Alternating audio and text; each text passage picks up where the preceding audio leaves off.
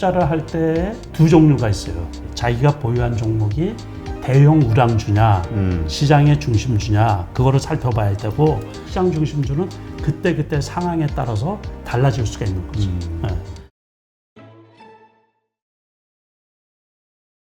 네, 아까 잠깐 예고해드린 대로 남석관 슈퍼개미시죠. 남석관 대표님 모셨습니다. 안녕하세요. 네, 안녕하세요. 반갑습니다. 네, 오랜만에 뵙는데요. 네.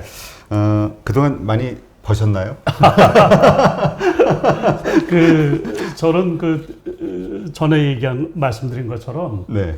월 단위로 이렇게 정산을 하거든요. 네. 그래서 평균적으로 보면 장이 나빠도 1년에 이제 3개월 이상 마이너스 된 적은 없고, 2019년인가? 그때 제가 보니까는 3개월, 1년 중에서 3개월 마이너스더라고요. 그러니까 평균 한 2달 정도는 마이너스가 나오는데, 이번에는 그러니까는 올해 들어서는 1, 2월 달 플러스고 3, 4월 달 마이너스였어요. 아, 3, 4월을? 네, 그러고서 5월 달에는 이제 플러스로 전환이 됐고, 그리고 앞으로는 계속해서 이제 올 말까지는 플러스가 나야지, 이제 12개월 중에서 10개월 플러스 평균, 네, 그렇게 되지 않을까 이렇게 생각을 하고 있습니다. 아, 왜 그 말씀을 드렸냐면은 사실 1, 2월 달 좀 불꽃장이었고 그 다음에 정말 재미없는 장이었잖아요. 그렇죠. 현재까지도 뭐 종합주가 지수는 오르지만 사실 뭐 이게 뭔가 그 순환매 형태라 특히 이 주린이들이 우량주 많이 들고 있잖아요. 우량주들은 그렇죠. 계속 조정을 받고 있고 올라도 잠깐 올랐다 다시 제자리에 가고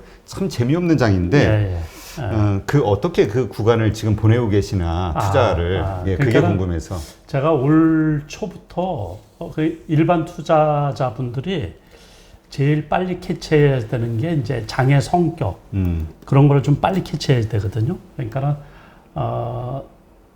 뭐 다 아시다시피 1월 달까지 이제 급등장이었다가 그 다음부터 이제 조정장인데 코스피 기준으로 해서는 지금 종가 기준으로 해서 최고치죠, 최고치. 네. 최고치인데 분위기는 영 아니에요.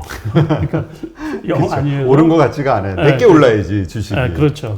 그래서 이제 지수는 고점인데 미국의 나스닥도 마찬가지고. 근데 분위기는 영 아니에요. 그래서 분위기는 고점 대비 대부분 5% 또는 이제 10%, 15%까지 이렇게 떨어져 있는 게 많이 있는데 그 원인이 이제 이 경기가 재개되면서 백신 이 접종으로 인해 가지고 경기가 재개되면서 대면 사업 쪽의 주식들이 많이 올라왔거든요. 네. 그러니까 심지어 뭐 우리가 늘상 경기 방어주라고 하는 그 SK텔레콤이라든가 KT 같은 통신주들도 많이 올라갔죠. 많이 올라가고 그러니까 어떤 섹터에서 안 올라간 부분이 없어요.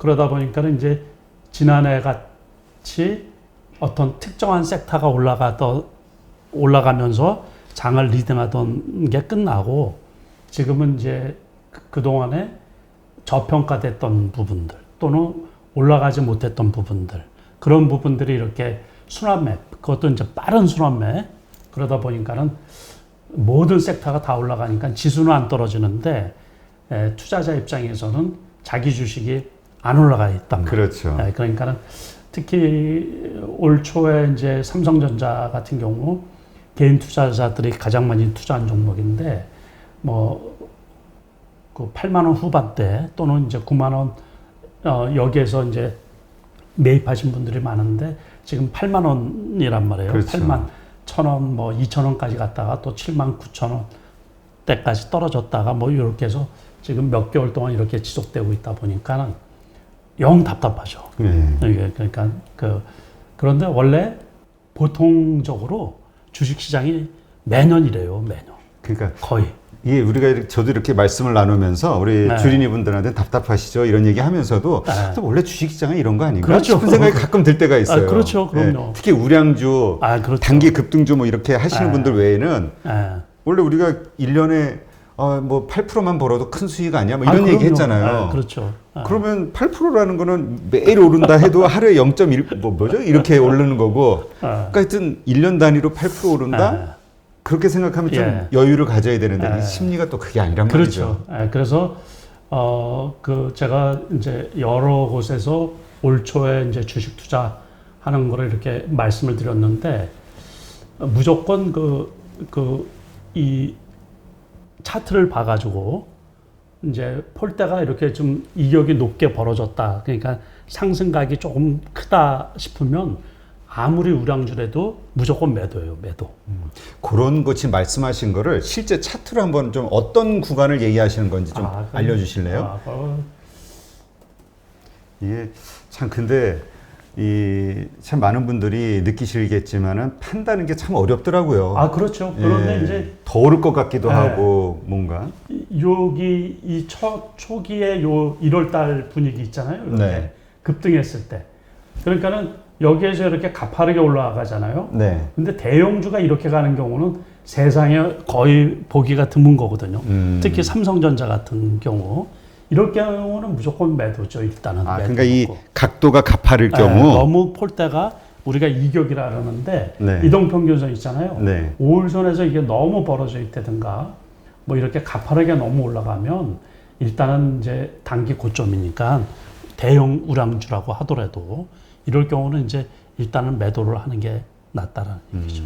그렇다면 5일선과 21선의 이격, 간격을 말씀하시는 그런 건가요? 것도 해당이 되죠. 그러니까는 이 그래프, 이런 식의 그래프는 아주 기본적인 거예요. 그러니까 그 미국 주가를 이렇게 보더라도 미국 주가 같은 경우는 뭐 빅테크 관련주들은 이 사이즈가 엄청나잖아요. 시가총액이. 그런 주식들도 마찬가지예요. 똑같이 너무 이렇게 폴대가 급등하는 패턴이 나오면 일단 매도를 해놓고 그 다음에 이제 보초 정도만 세워놓고 거기도 역시 한 21선까지 이렇게 떨어지고 그러면 조정을 받으면 또 그럴 때 이제 매수를 하면은 크게 손해를 안 보거든요. 그러니까 우리나라 제가 LG 화학 가지고서도 여러 번 말씀을 드렸는데 한번 해봐 주시죠. LG 화학을 이렇게 보면 여기 우리가 기술적으로 이렇게 봐도 이쪽에 있죠. 여기 100만 원. 100만 원 넘는 게 쌍봉이거든요. 쌍봉. 그렇게 보면. 그러면 여기에 매물대가 엄청 있을 거 아니에요? 그렇죠. 여기 미국의 테슬라 그래프도 마찬가지예요. 그러니까 900불대에 장기적으로 그냥 수개월 동안 거기 매물대가 쌓여져 있어가지고 제가 여러 번 말씀을 드렸는데 그러면 웬만한 호재 아니면 다시 말해서 돈을 엄청나게 이제 많이 벌어들여 가지고 실적이 폭발적으로 늘어나지 않는 한 이거를 뚫기가 거의 불가능한. 그런데 이제 그 다음에도 좋은 뉴스가 막 나오고 그래가지고 한 95만 원까지 올라갔었거든요. 이럴 때는 여기서 사신 분들 같은 경우는 무조건 매도죠, 매도. 그러고서는 계속해서 흘러가지고 이제 올 하반기에 LG 에너지 솔루션이 나오다 보니까는 관심도가 조금 멀어지지 않을까. 다른 것도 마찬가지예요. 그러니까 그럼 지금 첫 번째 봉 올라오던 그 쌍봉 중에 첫 번째 봉 5일선 간격이 지금 저게 많이 벌어진 여기도 건가요? 마찬가지죠. 여기 같은 경우도 그때 이제 삼성전자 올라갈 때하고 똑같은 같은 시점인데 그게 1월 달이었죠. 1월 달. 그러니까 지수가 급등하면서 뭐 호재들 막 나오고 그러니까 이게 이렇게 큰 주식이 이렇게 갭상승하는 경우는 상당히 드물죠. 이렇게. 저럴 때는 이럴 때는 일단은 팔아놓고 봐야지 되는 거죠. 뭐 여기까지 떨어졌다가 또 다시 올라가서 그때 뭐 이제 효자가 나오고 그러니까 그런 건데 이럴 때는 이제 시장 자체가 조금 과열돼 있기 때문에 그러니까는 뭐 매수세가 계속해서 들어오고 또 이제 소위 동학개미 해가지고서 오버슈팅하는 시장은 항상 오버슈팅하는 경우가 있죠. 그러니까 이제 그러다 보니까는 그 다음에 이렇게 떨어졌다가 지금 이렇게 여기서 사신 분들은 크게 이제 손해인데 조금 그래요. 답답하죠. 100만 원 다시 전고 좀 그러니까 아까 지금 말씀을 드리면서 제가 느끼는 포인트는 지금 이제 쌍봉 이후에 떨어져 다시 반등할 때 100만 원대 사신 분들 아까 95만 원까지 갔으니까 90만 원 넘었을 때 그래도 내가 산 가격이 안 오니까 그냥 마냥 기다리셨을 거 아니에요. 왜냐면 손해를 안 봐야 되니까. 근데 이런 상황 어떤 상황에서는 내가 현재 손해가 나더라도 손절의 의미로 반등할 때 매도해야 될까요? 어떤 기준으로? 어떤 기준이냐면 그러니까 이제 기술적인 거를 좀 알아야죠. 그러니까 차트도 볼 줄 알아야 되고 이제 저는 말씀드리는 게 경험치에 의해서 그러니까 과거의 경험치에 의해서 보면 보통은 그 어떤 주식이 올라갈 때는 이 좋은 뉴스가 엄청 많이 나오잖아요. 네. 좋은 것만 나오는 거예요. 올라갈 때. 그러고서 떨어질 때는 나쁜 것만 나오는 거예요. 나쁜 것. 그러니까 정신 차리고 있을 때는 뭐 이제 그 다음에 나온 것도 마찬가지로 이제 K 배터리 뭐 이런 얘기들 나오고 그렇죠. 그러는데 조금 냉정하게 우리가 이제 K 배터리 해가지고서 전기차 해가지고 그 붐이 막 뉴스로 막 나올 때 있잖아요. 앞으로 이제 맞기는 맞죠. 시장이 그쪽으로 그 내연기관 차는 이제 다 들어가고 2차 전지 전기차 시대가 되고 수소차 시대가 된다고 해서 쭉 이렇게 주가가 뉴스로 인해서 막 올라갔다가 실적이 과연 그만큼 되느냐 이제 그걸 한번 되돌아봐야죠. 그래서 떨어진 다음에 보통 웬만한 대형주 같은 경우는 80% 이상 회복이 돼요. 보통. 그래서 저 입장에서 제가 만약에 갖고 있었다 그러면은 제가 뭐 100만 원에 살 리도 없겠지만 혹시라도 샀다 그러면 90만 원 넘어서 팔 수 있는 기회를 주면 되게 고마운 거죠. 네. 그때 내 본전 손해 보는 거 생각 말고 손절의 그렇죠. 개념으로 그때라도 그렇죠. 반등했을 때 그렇죠. 보통 사람 심리는 그냥 본전이 오면 팔아야지. 혹은 조금이라도 이익이 나면 팔아야지. 그러다가 보면 이제 놓치는 경우가 많죠. 그런 게 결단을 해야 되는 거군요. 그래서 제가 이제 제가 주식 투자한 지 오래됐잖아요. 그러니까 네. 개인 투자자분들 또 이 채널을 지금 보고 계시는 분들 거의 대부분이 개인 투자가가 아닌가 이렇게 그렇죠. 생각하거든요. 네. 그러니까 그런 분들은 항상 현금 비중이 있어야 돼요. 현금. 그래서 주식으로 꽉 채워놓고 있다 보면 본의 아니게 장기 투자로 가는 경우가 상당히 많이 있거든요. 그러니까 떨어졌을 때 아까 그렇게 좀 저점이 왔을 때 거기서 좀 사서 물타기해서 반등할 때 매도해야 된다. 저는 물타기라는 말을 안 하거든요. 분할 매수. 분할 매수도 안 하고. 그러니까 이제 기본적으로 제가 제 책에서도 그랬고 무수히 많은 강연을 하면서 물타기의 개념에 관해서 말씀을 드렸어요. 여러 차례. 네. 그래서 이 채널에서는 제가 처음 말씀을 드리는 것 같은데 제 주식 투자에서 물타기는 없어요. 물타기. 물타기라는 거는 뭐냐면 주식 투자를 왜 하세요? 왜? 돈 벌려고. 돈 벌려고 하죠. 네. 그러니까는 올라갈 거로 생각을 해서 주식을 사는 거 아니에요? 네. 근데 떨어졌다라는 것은 자기 판단이 틀렸다는 얘기 아니에요? 근데 걷다가 왜 추가로 돈을 집어넣느냐 그 얘기예요. 그러니까는 현금을 갖고 있으면 좋은 기회가 매수할 기회가 항상 오거든요. 네. 그런데 이제 그래서 그 시세를 낮춰서 이 평균 단가를 낮춰서 매수할 때가 있어요. 그럴 때는 이제 선취매 과정에서 어디가 바닥인지를 모르기 때문에 분할 매수하는 경우가 있거든요. 그거는 물타기하고 틀린 거예요. 네. 그러니까는 나중에 팔려고 하는데 나중에 뭐 몇 달 뒤에 좋은 게 있어서 또는 그 기업이 나중에 뭐 이제 어떤 게 이제 자회사가 상장을 한다든가 그래서 지분을 갖고 있다든가 또는 좋은 이슈거리가 있어서 나중에 올라갈 거를 예상을 하고서 이제 매수하는 경우가 있는데 그럴 경우는 이제 한꺼번에 이렇게 왕창 매수하는 게 아니고 조금씩. 분할 매수를 하는 거죠. 그럴 때는 분할 매수 개념이 있어서 그거는 물타기하고 엄연히 차이가 있죠. 그러니까 사실 처음에 우리가 매수할 때서부터 나는 이거 나눠서 이만큼의 금액을 이렇게 나눠서 살 거라고 시작했으면 이게 분할 매수인데 그냥 이거 참 오를 것 같은데 하고 샀는데 떨어지니까 그거 물타기 단가를 낮춰야겠다 하고 들어가는 거는 이거는 물타기다. 그거는 물타기는 잘못하면은 망하는 지름길이에요. 망하는 지름길. 그렇군요. 그럴 때는 그냥 생각과 다르게 하락을 더 하게 되면 그때는 그냥 지켜보는 건가요? 일단은 지속적으로 그러니까는 이제 그때 투자를 할 때 두 종류가 있어요. 자기가 매수한 종목이 자기가 보유한 종목이 대형 우량주냐 시장의 중심주냐 그거를 살펴봐야 되고 그게 아니고 개별주인 경우가 많이 있어요. 그쵸, 보통 테마라든가 뭐 갑자기 수급이 몰린 주식들. 그래서 급등한 종목은 무조건 매도를 해야죠. 무조건. 뭐 지켜보고 자시고 할 필요가 없이. 그런 경우는 매수세가 들어왔다가 다시 후속 매수세가 들어오는 게 영원히 안 들어오는 경우도 있어요. 영원히. 그러니까는 뭐 1년 내내 빠지는 종목도 있거든요. 그런 종목은 내가 잘못 샀다고 판단이 들면 손해 관계, 금액에 관계없이 무조건 매도를 해야죠. 일단은 그렇게 하는 거고 이제 보통 우량 대형주 있죠. 삼성전자 같은 경우 네네. 뭐 이런 경우는 지금 그 초기에 사신 분들이 답답하더라도 제가 보기에는 팔기는 좀 아쉽죠. 아, 지금. 그래서 그냥 좀 버텨보는 게 어떤가. 그런데 이제 걷다가 돈을 자꾸 더 집어넣다 보면 나중에 좋은 종목을 사려고 해도 투자할 돈이 없잖아요. 아, 그래서, 그러니까 삼성전자 같이 좋은 주식 가지고 있으면 그냥 기다리면 되지만 그렇죠. 그러나 그렇다고 더 추가로 돈을 가지고 사지는 마라. 그렇죠.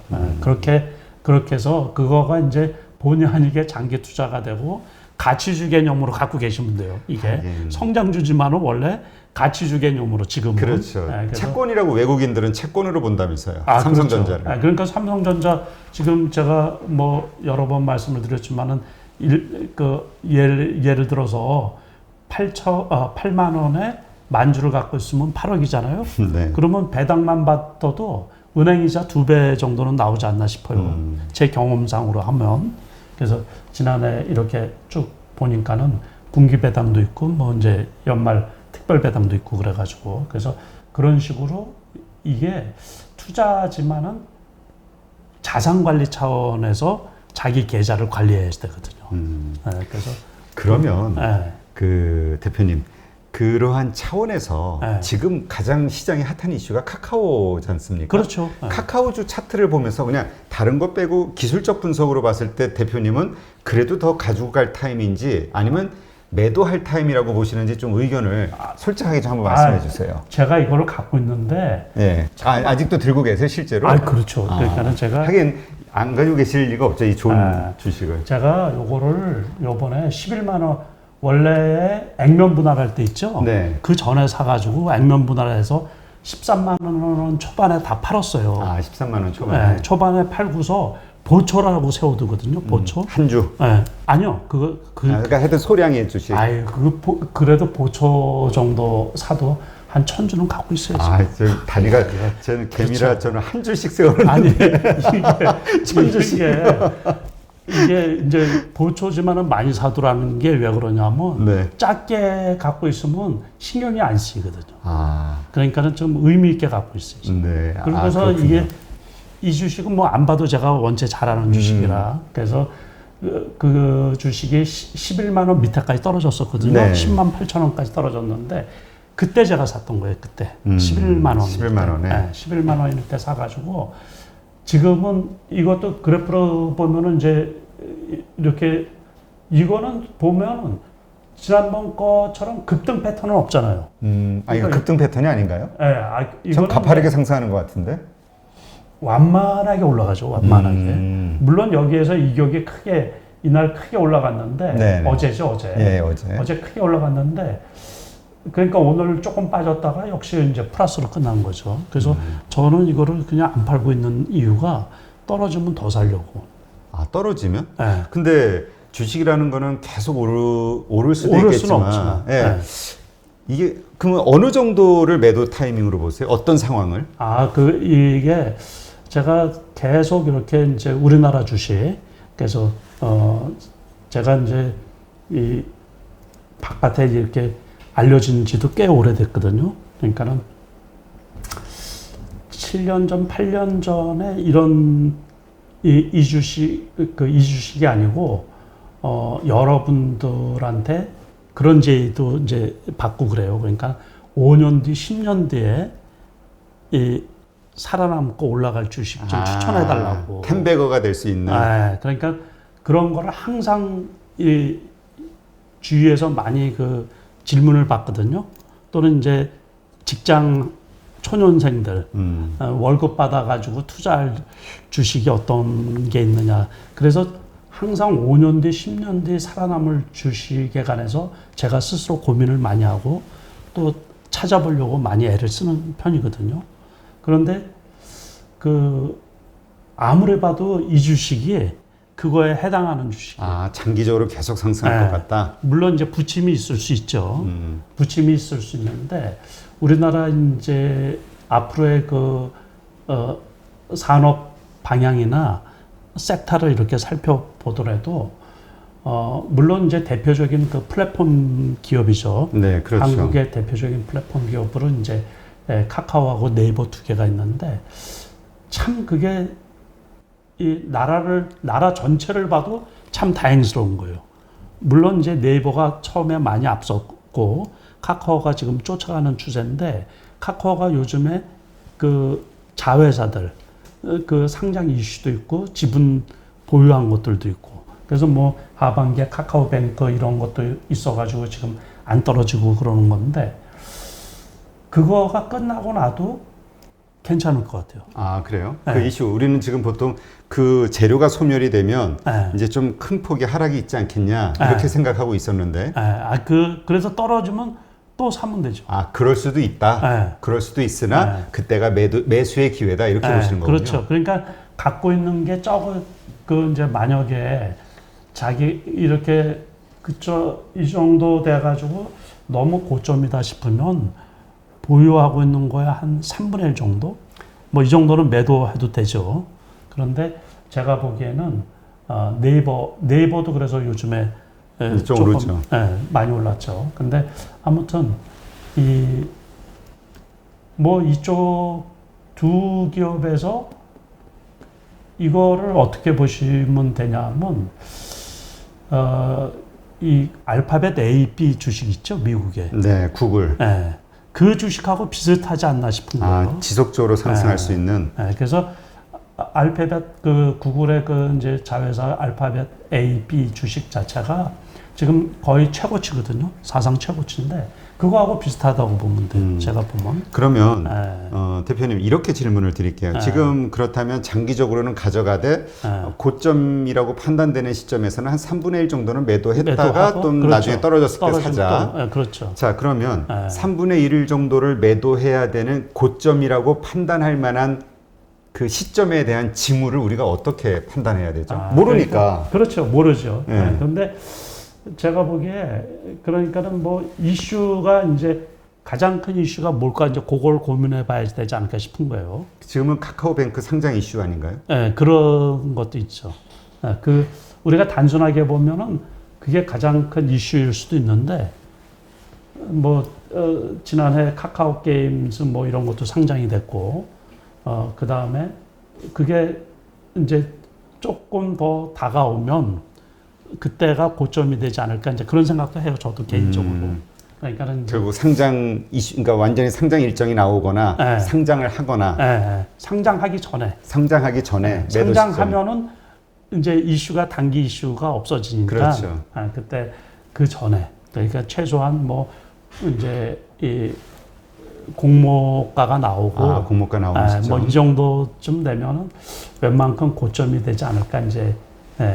근데 지금은 일단은 뭐 이게 그래프는 여기서 보면 급등을 했죠. 이게 크다란 주식이. 그런데 그 지수도 마찬가지예요. 지수도 지금 코스피 지수 기준으로 해가지고 슬그머니 올라가잖아요. 슬그머니. 그렇다고 이게 뭐 지난번처럼 여기에서 액면 분할하고서 이렇게 갭 상승한 건 없잖아요. 그렇죠. 그런 건 아니고 일단은 여기까지 조정을 받았다가 그 다음에 이제 이렇게 천천히 올라가는 거는 별 팔 의사가 없다라는 얘기라고 봐도 돼요. 그러니까 여기서는 거래량이 대폭 터지면서 매수세, 매도세가 공방을 벌여가지고 그 다음에 이제 이 차익 실현을 하고서 이 정도까지 떨어진 건데 그 다음에 그러니까 뭐 제가 보기에는 과열이라고 생각은 안 하거든요. 그래서 아직까지는 이제 조금 떨어지면 좀 사야지 되겠다 그 생각을 제가 갖고 있어서. 그러니까 일부 매도를 하는 시점은 우리가 공모주에 대한 공모가가 나오는 시점 정도 그 근방에서 3분의 1 정도는 매도하고 그 이후에 가격이 하락을 하면 다시 저점 매수를 조금 기다렸다가 한참 기다렸다가. 한참이라는 건 어느 정도를 얘기하시는 거예요? 그 이제 종목에 따라서 틀리죠. 카카오 같은 경우. 이것도 대형주. 여기서 여기까지가 이게 여기까지 떨어질 줄은 몰랐거든요. 그렇죠. 그러니까 그 떨어질 때는 보통은 이제 뭐 1개월 기다려야지 될 때도 있고 시장 분위기하고 맞춰야죠. 그러니까 하반기에 이제 시장이 좋아질 수도 있고 테이퍼링 뭐 그 이야기 때문에 또 일순간 나빠질 수도 있고 그러거든요. 그러면 그때 분위기가 한 달 기다리려고 그랬는데 더 떨어지는 경우도 있어요. 무슨 상황에 의해서 네, 그렇죠. 공포심의 투매가 나올 수 있으니까. 네. 그러면 그때 사면 그래서 꼭 이거 주식 투자를 할 때 뭐 자루 잰 듯이 또 주로 이제 우리가 컴퓨터 같이 정확한 이 기기를 이용해 가지고 우리가 매수 매도를 하지만 그것대로 제대로 안 되는 게 이게 주식 투자거든요. 그렇죠. 그러니까 유연성이 중요한 거예요. 사고의 유연성. 그러니까 어떤 분들 어떤 주식 추천을 해주고 그러면 목표가가 얼마냐 이제 그 말씀 묻는데 제가 보면 되게 답답한 거예요. 그리고 또 그거에 맞춰서 애널리스트나 뭐 이제 이 전문가라는 분들이 그 얘기를 하잖아요. 그것도 또 되게 답답한 거예요. 아니 유연성 미리 정해놓는 거. 아 그렇죠. 그러니까는 아니 예를 들어서 5,000원에 샀는데 목표가가 10,000원이라고 하더라도 9,000원 됐으면 팔면 되잖아요. 그렇죠. 그걸 꼭 10,000원 다 먹으려고 그러다가 떨어질 때 그거 못 팔아가지고 그러신 분들 되게 많아요. 그러니까는 그 조금 융통성 있게. 그래서 제가 이제 그 뭐 지인들이나 뭐 이런 분들한테 항상 얘기할 때 사고의 유연성 이게 수익률을 극대화시키는 그 한 가지 방법 중에 하나거든요. 그러니까 너무 그 쏠림이 심한 그런 거 너무 칼같이 정확한 거 그런 거를 기대하는 거는 좀 무리가 아닌가 이렇게 생각을 하거든요. 항상 시장의 상황에 맞춰서 유연하게 어제는 예스였으나 오늘은 노일 수도 있는 그렇죠. 거니까. 당연하죠. 그게 오전하고 오후가 다른 게 주식 투자하고 그런데. 근데 가끔 우리 댓글창에서 전문가분들 가운데서 나는 이거에 대해서 이렇게 생각합니다라고 딱 얘기했는데 어떤 상황들에서 바뀌어가지고 그 다음에 이런 이유 때문에 이렇게 다시 뷰를 바꿨습니다라고 얘기하면 지조가 없다. 왜 생각이 바뀌냐 이런 욕을 좀 하시는 분들도 있는데 사실은 주식 투자에서는 상황에 따라서 뷰는 계속 바뀌어야 되는 거군요. 그럼요. 그거를 이건 다른 거하고 틀리잖아요. 그렇죠. 그러니까는 그리고 또 요즘에 경제 환경도 급변을 하거든요. 그러니까 뭐 그 미국의 FOMC 미 연준도 지들이 말한 거를 제대로 지키는 걸 제가 본 적이 없어요. 그러니까는 그 요번에 이제 코로나 전에 테이퍼링 한다고 해가지고 4차례에 걸쳐서 이제 금리 인상한다 그랬거든요. 한 2번 하다 보니까는 코로나가 덮쳐가지고 돈 풀기 바쁘죠. 돈 풀기. 그렇죠. 네, 그래서 그냥 시그널만 보내주는 거지. 우리나라 한국은행에 요번에 그 한국은행 총재께서 이제 그 금리 인상에 관한 그 시그널을 몇 차례 지금 발표를 했잖아요. 근데 실질적으로 어떤 날짜를 꼭 집어서 뭐 언제 금리 인상을 하겠다 그런 얘기는 죽었다 깨어나도 할 수가 없는 게 이게 경제 상황이고 그렇죠. 주식시장 상황이거든요. 그런데 이제 그거를 저 사람은 전문가니까 그 말이 맞겠지. 그렇게 기대를 하는 것 자체가 좀 잘못된 거죠. 네. 그러니까 그 주식 투자 경험이 조금 부족하신 분들은 그럴 수도 있는데 주식 투자는 그 유연한 그 본인 자체가 그래야 돼요. 그래서 이제 어떤 주식을 사도 그렇고 팔 때도 그렇고 그러니까 다시 말해서 꼭 내가 수익을 내고서 팔아야 되겠다. 이러다가 크게 손해를 보는 경우가 있거든요. 그렇죠. 그러니까 이제 유연하게 상황에 맞춰가지고 내가 조금 손해를 보더라도 팔아야 될 때가 있고 또는 이제 저 같은 경우도 상당히 그런 경우가 많은데요. 뭐.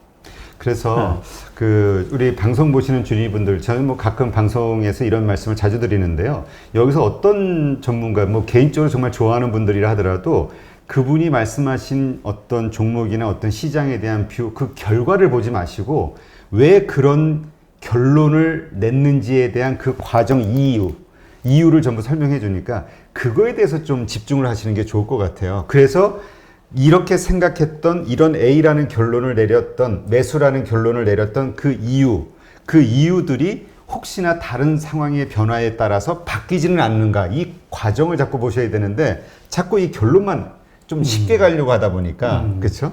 하여튼 돈 버는 게 쉬운 건 아니니까 하여튼 그 항상 습관을 들이시는 게 어떤 결론보다는 왜 그 결론에 도달하게 됐는지 그 과정, 그 이론을 먼저 한번 잘 그 파악하시고 배우시는 게 좋지 않을까 생각이 듭니다. 자, 그러면 계속해서 이제 그 이번에 자동차주 한번 질문을 좀 드려볼게요.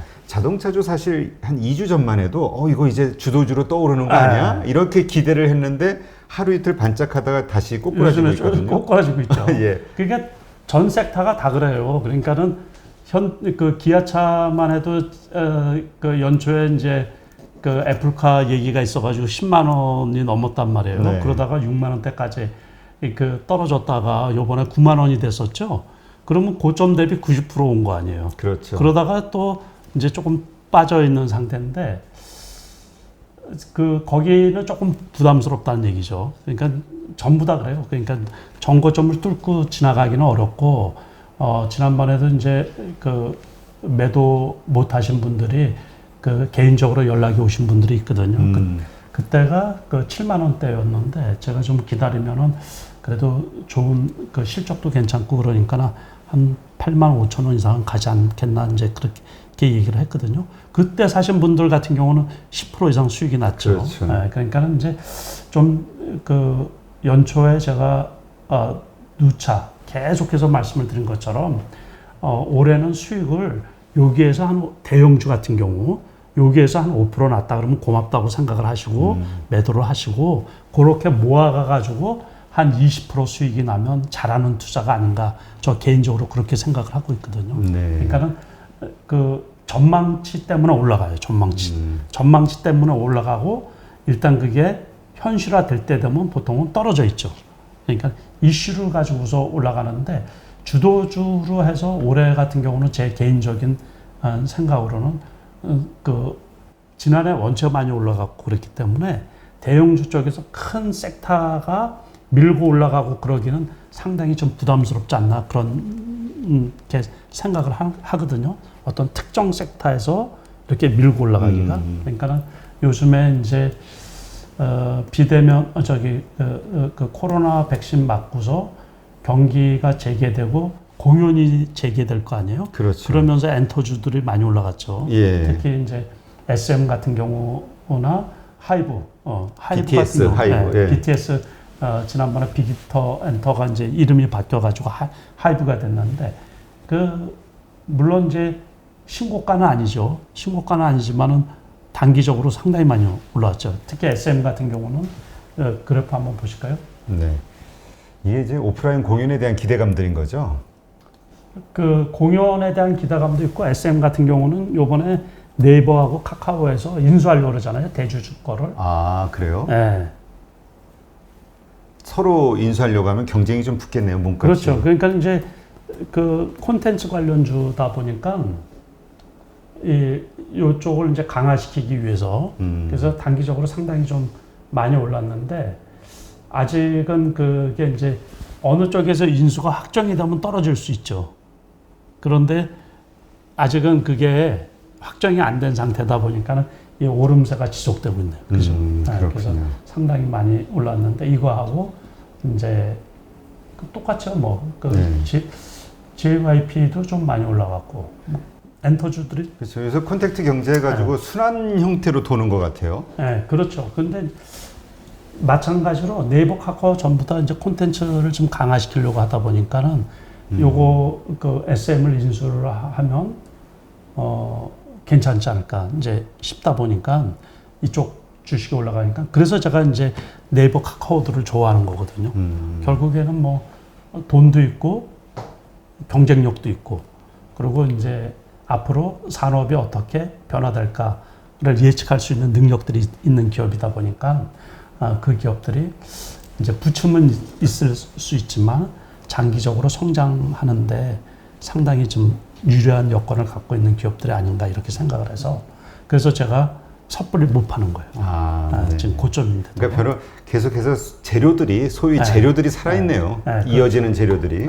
그러니까는 재료라기보다는 그 내재 가치라고 해야 되죠. 그렇죠. 이게 미래 가치. 펀드멘탈 자체가 좋아지는 거니까. 그러니까는 그러면서 꺾일 때도 매수해도 그러니까는 아까 말씀드린 것처럼 뭐 5년 뒤, 10년 뒤에도 좀 괜찮은 기업이지 않을까 이제 그런 생각이 들어서. 뭐 미국의 경우를 보더라도 플랫폼 기업들이 계속 성장을 해오고 있으니까 진짜 그 이제 4차 산업혁명 시대에는 그 무형 자산이 커지는 기업에 투자해라 뭐 이런 얘기가 있잖아요. 바로 이런 기업들 얘기인 것 같은데 그래도 일단 우리 다시 자동차로 좀 돌아가서요. 이 자동차, 이제 자동차 반도체 문제, 수급 문제 때문에 뭐 이번에 뭐 어젠가요 뉴스도 보니까 현대차 미국 그 공장이 뭐 일주일 문 닫는다 이런 얘기도 있던데 그럼 자동차주는 이제 반등하기는 좀 어려운 건가요? 그렇지는 않을 것 같아요. 그러니까는 전부 다 어떤 특정 그 이런 것들 있잖아요. 그러니까는 그래도 이 이제 뭐 현대차도 그렇고 뭐 이렇게 해서 쭉 뻗어 나가지는 못하지만 요것도 지금도 괜찮죠. 그러니까는 뭐 예를 들어서 한 21선 뭐 그러면 한 23만 원? 23만 원도 괜찮은데요. 제가 보기엔 그래요. 그러니까는 이런 것들도 크게 급락도 안 하고 그냥 꾸준히 지속적으로 상승하는. 그래서 그렇다고 여건이 나쁜 것도 없잖아요. 지금. 그렇죠. 그러니까 기아차도 마찬가지고. 그러다 보면 이제 실적이 좋게 나오면 좀 한 번씩 올라가고 또 3분기 7월 중순 되면 또 2분기 실적이 나오잖아요. 그러니까 만약에 2분기 실적이 나온다 그러면 좋게 나온다 그러면은 생각보다 좋게 그 시장 그 예상치보다 좋게 나온다 그러면 지수가 한번 또 레벨업이 될 수가 있고 그럴 때 이런 거나 이제 삼성전자 같은 경우가 올라갈 수가 있고 또 3분기 실적도 좋게 나온다 그러면 또 쉬었다가 또 그때 또 올라갈 수가 있고 그런 식으로 그 분기별로 텀을 하지 않을까 그렇게 생각이 드는 거거든요. 그 대표님 그 우리 주도주를 시장 중심주라는 표현을 많이 쓰시잖아요.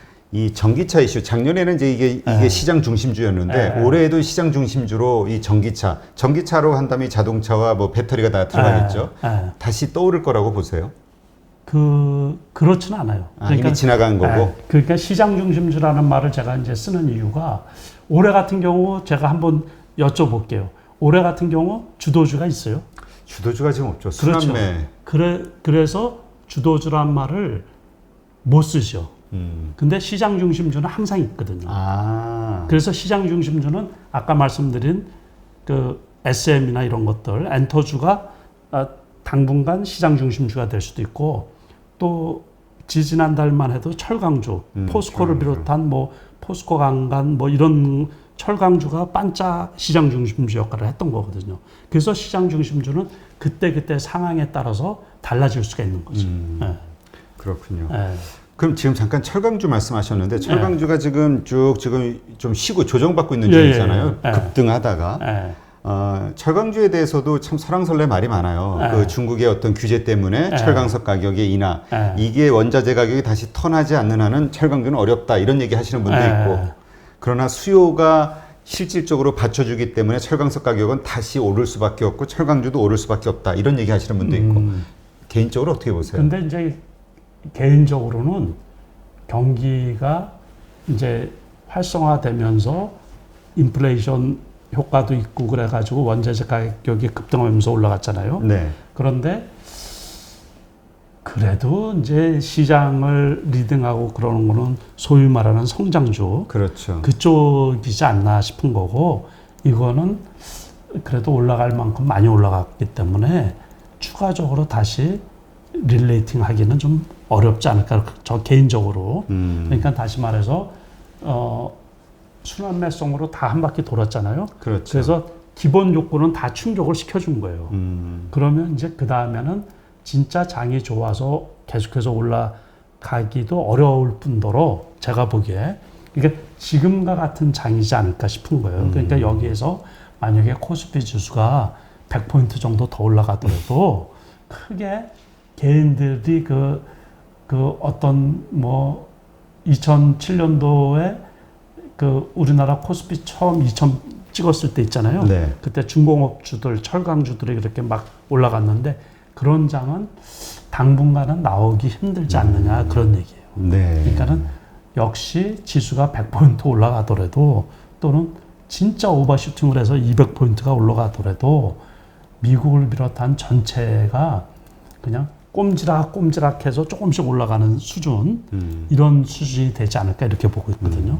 그러니까는 그렇다면 대표님은 앞으로 이제 순환매 장이니까 네. 앞으로 좀 올 어떤 시장 중심주로 생각하시는 게 좀 있으실 거 아니에요? 그거는 이제 어떻게 보냐면, 네. 제가 이제 그 관심 종목, 우리가 이 HTS 쓰다 보면 관심 종목이라고 다뤄두는 데 있잖아요. 네네. 거기에서 뭘 보냐면, 우리가 이 컴퓨터를 볼 때, 네. 제가 여기에서 보면은 주식 종합에서 뭘 보냐면 순위 분석을 봐요. 순위 분석. 순위 분석 보면 여기에 상승률이 쭉 나오잖아요. 상승률 순위. 네. 그런데 그거 거꾸로 이렇게 보면 하락률이 나와요. 하락률. 네네. 그래서 하락률들을 따로 모아둬요. 많이 떨어지는 것. 떨어졌으니까 언젠가 오를 것이다. 네. 그런데 그것도 대형주만. 대형주 중심으로. 그래서 골라내는 것들이 이제 뭐냐면 카카오 게임즈 같은 거 있죠. 네. 네. 제가 그거 한번 말씀을 드릴게요. 이런 거를 여기서 샀던 거거든요. 어디서? 여기 매수. 대표님도 실제로 사신 건가요? 그럼요. 어디에서 사셨어요? 여기서. 그 바닥에서? 네. 그 그러니까 바닥에서 여기서 사는 게 아니고 네. 여기에서 사는 거예요. 여기서. 턴을 짜고 상승하는 시점, 시작점. 네. 여기서는 추가 하락이 있을지 없을지 모르거든요. 그렇죠. 네. 그래서 일단은 여기에서는 못 사고 이렇게 해서 우리가 기술적으로 이렇게 보면 계속해서 이렇게 이제 바닥 다지기잖아요. 네. 여기서 매수하는 거예요. 여기서. 그래서 제가 이건 이제 개인적인 팁이에요. 개인적인 팁. 네. 그러니까 이게 좋은 거죠. 네, 그래서 저는 이 상승률을 물론 상승률도 단기 투자에서 상당히 중요한 거거든요. 그런데 이제 뭐 기회가 되면 저는 개별 종목 이렇게 투자하는 것도 좀 가르쳐 드리고 나중에 한번 시간 한번 만들고 보죠. 말씀드리고 싶은데 이제 그거는 상당히 조금 위험한 부분도 있고 리스크도 상당히 크고 또 그거를 실질적으로 실전 매매에서 저는 실전 투자 대회에서 5차례 수상한 사람이니까 네. 지금은 계좌가 너무 많고 또 사이즈도 커가지고 가급적이면 안 나가는데 네. 지금 나가도 아무 데나 제가 10등 하나는 들어가요. 10등 하나. 우리 또 이 노장의 또 이 자신감. 근데 그 매매하는 방법은 좀 그 일반 매매하고 좀 틀리거든요. 그렇죠. 그래서 그런 거는 나중에 기회가 되면 한번 말씀드리고 싶습니다. 꼭 이걸 따라 하시는 것보다 이렇게 그래서 단기 매매하시는 분들은 이런 생각과 이런 패턴으로 투자를 할 수도 있다. 아는 것만으로도 도움이 되니까. 그래서 이제 아까 보여드린 것처럼 그러니까 하락률 있잖아요. 하락률. 네, 하락률. 그거를 추적하는 거예요. 추적. 그래서 많이 떨어진 것들을 추적해가지고 이제 차트가 그럼 떨어졌을 때는 또 떨어진 이유가 있을 거 아니에요. 그렇죠. 그러니까 그걸 살펴보는 거죠. 이게 장기적인 악재냐. 근데 이것도 이렇게 보면 지나서 보면은 다 해소되는 것들. 그렇죠. 정고점 근처까지 왔잖아요. 다. 네. 그러니까 대형주들은 여기서도 한번 그랬네요. 여기서 급락했다가 또 여기까지 왔다가 또 똑같은 패턴이잖아요. 그러니까 이게 우리 방송 보시는 분들이 착각하시면 안 되는 게 이런 차트 모습이라 하더라도 대형주 중심이라는 거, 우량주 그렇죠. 중심. 이게 대형주, 우량주하고 아까 말씀드린 개별주하고의 차이는 뭐냐면 개별주는 후속 매수가 안 들어와요. 우리가 개별주라고 표현하는 것을 우리가 중소형주로 또 그렇게 말씀을 하셔도 되고 보통은 코스피 200, 코스닥 150이 아닌 종목들 그런 것들을 우리가 개별주라고 보통 이제 제가 이렇게 얘기를 하는데 말씀을 드리는데 그 개별주라는 거는 후속 매수가 안 들어온단 말이에요. 근데 저런 주식들은 그 코스피 200, 코스닥 150 종목들은 누차 제가 말씀을 드렸지만은 그 펀드나 자산운용사, 자문사들 중에서 편입을 시키잖아요. 네. 그러니까는 오르내림이 이렇게 변동성이 있는 거거든요. 그러니까 요즘 같은 장에선 저 변동성을 이용한 수익 내기 그거에 집중을 하셔야 되는 거예요. 그러니까는 어떤 섹터든 이렇게 주도를 해가지고 장을 리딩하는 게 제가 보기에는 내년까지도 없을 것 같아요. 내년까지도. 네, 그래서 그럴 경우는 결국에 많이 올라갔던 부분이 이렇게 이제 그 가격 부담이나 이런 거로 인해 가지고 떨어져 있을 때 떨어져 있을 때 매수했다가 또 이제 이렇게 터닝해서 어느 정도 올라가면 또 이제 팔고 그거는 이제 그 테마가 있는 개별주도 역시 같은 패턴이에요. 네. 그러니까 아주 단순하게 얘기하면 뭐 이제 그 주로 이제 그런 것들 아까 말씀드린 것처럼 이렇게 떨어져 있는 것들 그런 것들을 이렇게 담아두고 있다가 개별적인 개인들 투자하는데 재밌는 부분들 많이 있어요.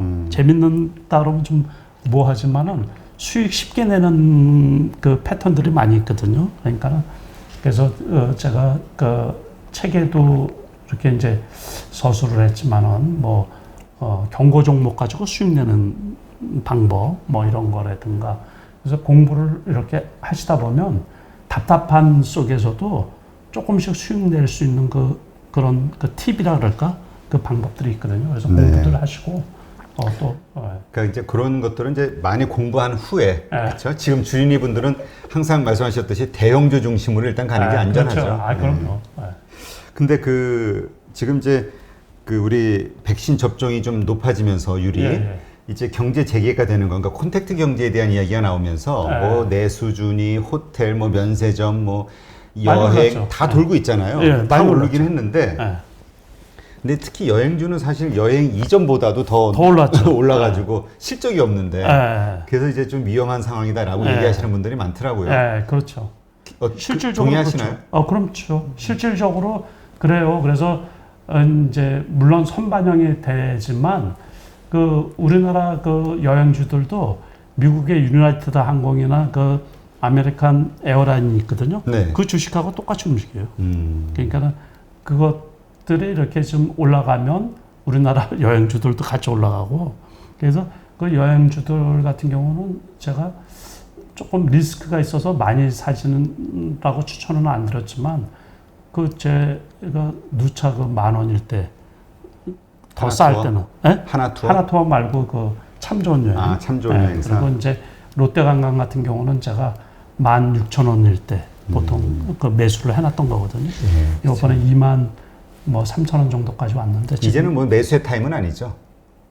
그래도 괜찮죠. 조금 더 떨어지면. 더 떨어지면? 네, 조금 더 떨어지고 그러면 괜찮죠. 그러고서 그 이제 지난번에 대한항공 말씀도 드렸나? 그러니까 대한항공 같은 경우도 제가 여러 곳에서 이제 질문을 받았는데 그때 유상증자하고서 그때 경규 회복기 때 이제 그 지금 말씀하신 것처럼 그 재무 상태가 안 좋잖아요. 그렇죠. 다시 말해서 쓸 돈이 없고 그럼 유상증자할 가능성이 높잖아요. 그렇죠. 그럴 때는 유상증자 무조건 받으라 그랬거든요. 제가 그랬더니만은 결국에 유상증자 받고서 수익이 더블로 나는 거죠. 더 올라가 버려요. 그렇죠. 그러니까 만약에 지금 여행주들 같은 경우 그러니까는 세중이라고 있죠. 여행사. 세중.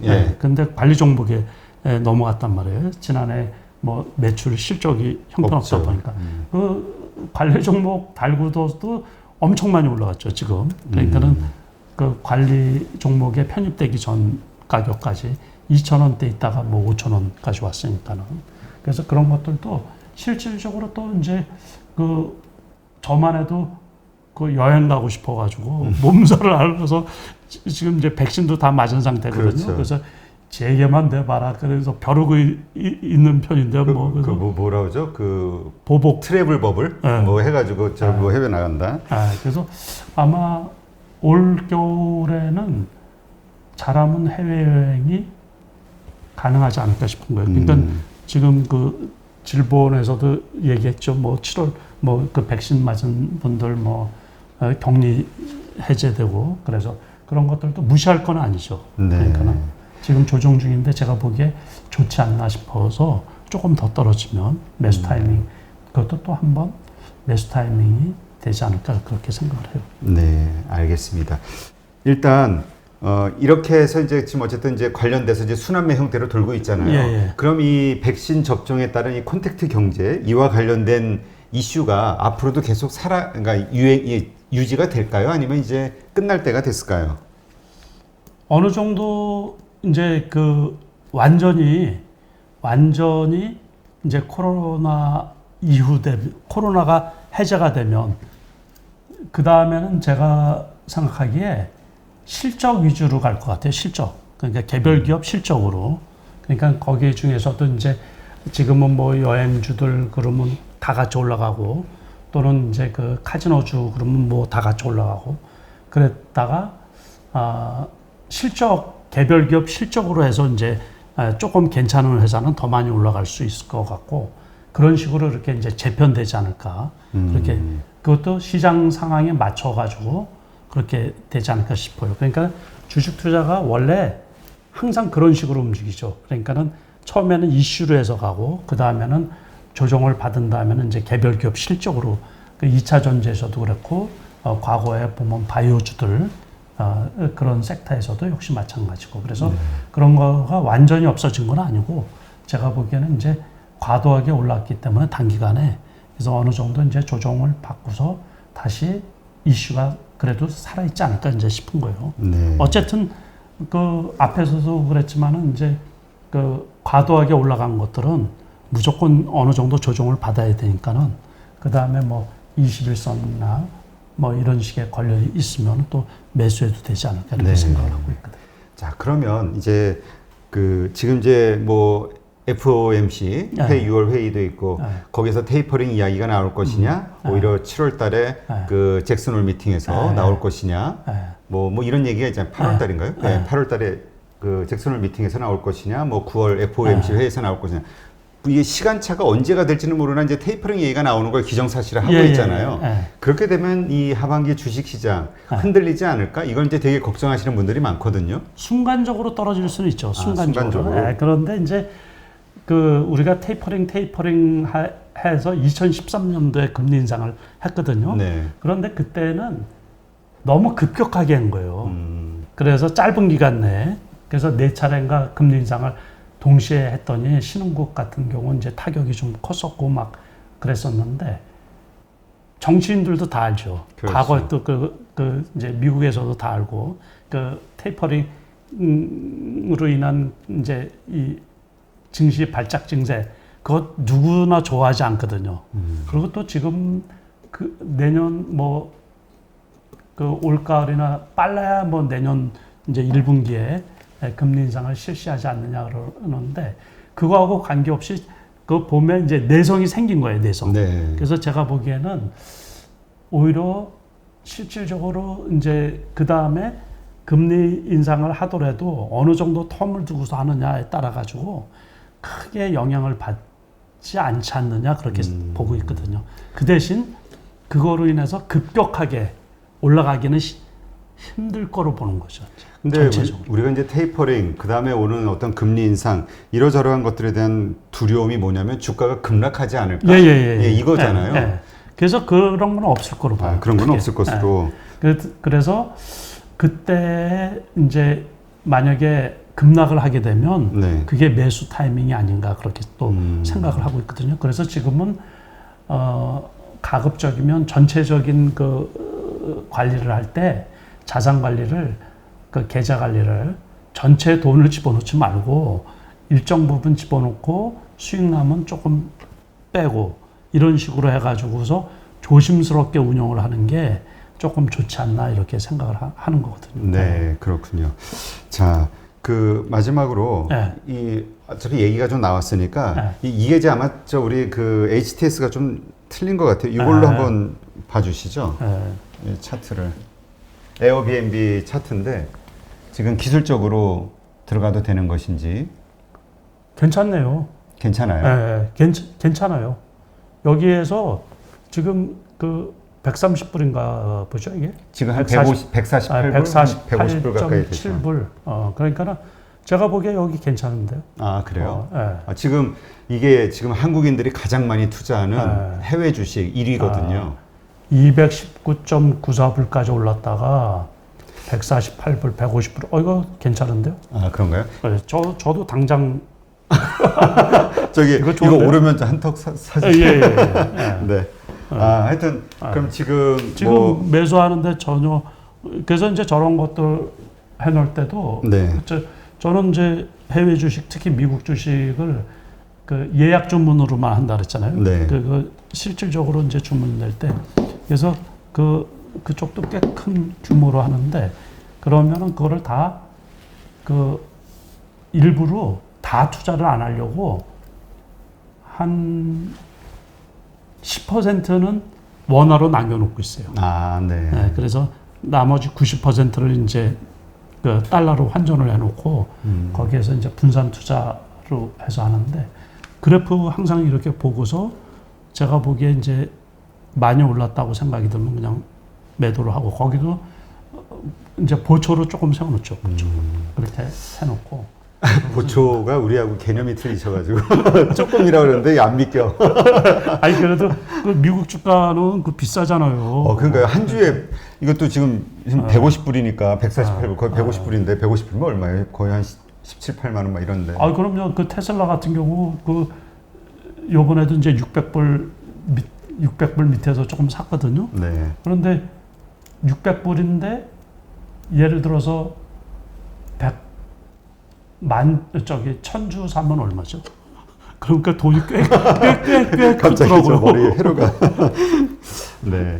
그래서 저는 이게 그 미국 주식이 달러로 이렇게 환전해 놓으니까 감이 잘 안 잡혀가지고. 예, 맞아요. 이거 해외 지금 아마 미국 주식 하시는 분들 아마 처음 하시는 분들은 느끼실 건데 그 가격이 또 왜 센트 막 이게 소수점 밑으로 그렇죠. 가니까 지정가를 정하기가 참 어려워가지고 보통 거기는 미국은 보니까 이렇게 그 뭐죠? 그냥 이렇게 다 던지는 거 그냥 위아래로 그냥 훑으면서 가는 방식이 많은 것 같더라고요. 거기도 변동성이 커가지고 네.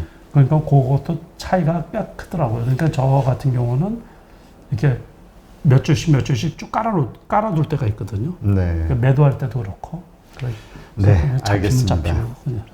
네, 오늘 라이브 방송 여기까지 하도록 하고요. 다음에 이제 또 모시고 아까 말씀하셨던 그런 투자법, 그 다음에 이제 좀 더 이 시장의 그 아마 다음에 모실 때는 아마 그 FOMC 회의가 끝난 이후일 테니까, 네, 그때 이 시장 환경에 대해서, 그 다음에 연준의 의도 이런저런 것들에 대해서 한번 또 말씀을 나누는 시간을 또 갖도록 하겠습니다. 네, 오늘 정말 좋은 인사이트 감사합니다. 고맙습니다. 네.